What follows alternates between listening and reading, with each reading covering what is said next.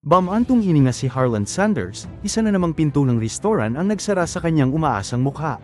Maingat niyang ibinalik ang kanyang lalagyan ng sample, na puno ng kanyang sikat na vegetarian bean patties, sa kanyang lumang bag.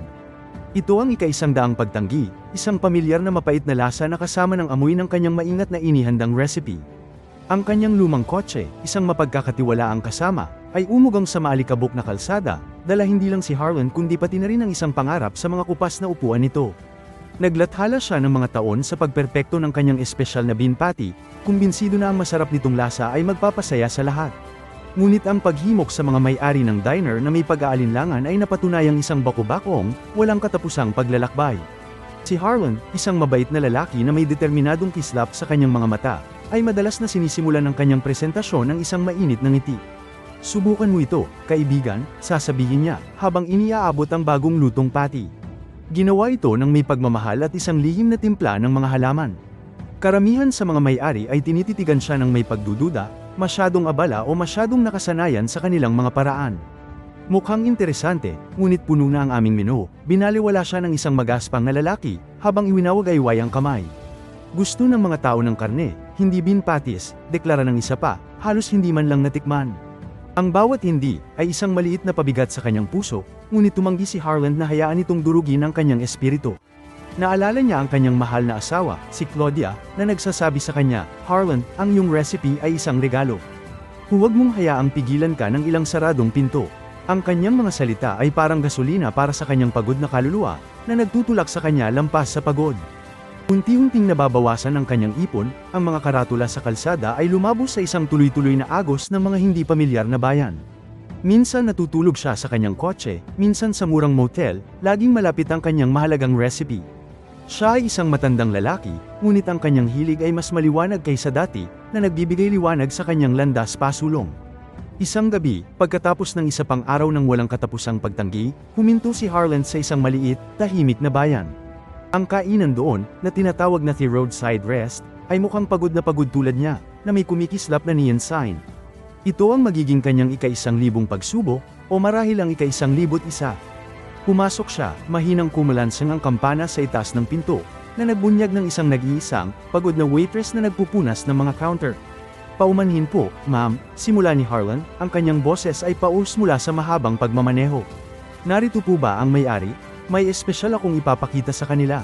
Ang may-ari, isang babaeng nagngangalang Clara, ay lumabas mula sa kusina, pinupunasan ang kanyang mga kamay sa kanyang apron.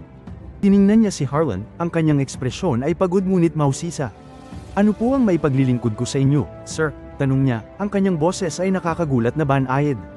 Ipinaliwanag ni Harlan ang kanyang bean patty, ang kanyang boses ay muling nagkaroon ng karaniwan nitong pagkahilig at paniniwala.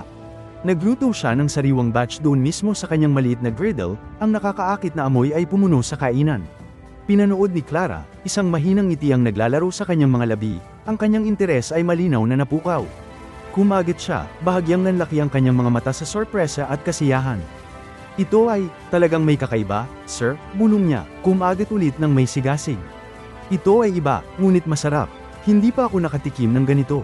Ang puso ni Harlan ay tumalon sa tuwa at ginhawa. "Susubukan namin ito," anunsyo ni Clara, isang bagong kislap sa kanyang pagod na mga mata. "Ilagay natin ito sa menu bilang isang espesyal." Palaging naghahanap ang mga tao ng bago.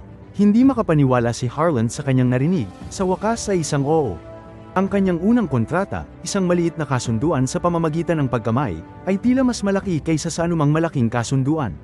Minahal ng mga customer ng The Roadside Rest ang bean patties, at di nagtagal, kumalat ang balita tungkol sa masarap na bagong putahe.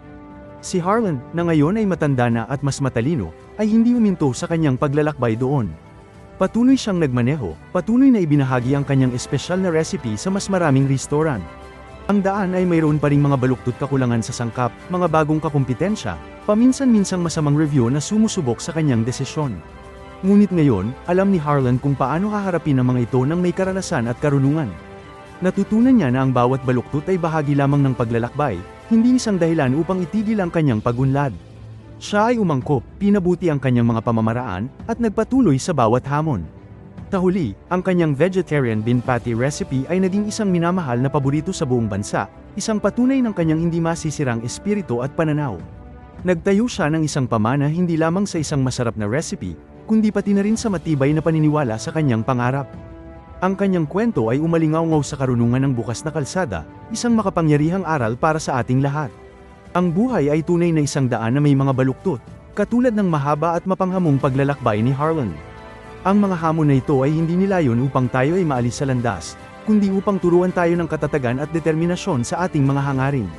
Tulad ng pagmamaneho sa isang baku-bakong daan, dapat tayong magmaneho ng matatag, panatilihin ang ating pagtuon, at patuloy na sumulong ng may layunin.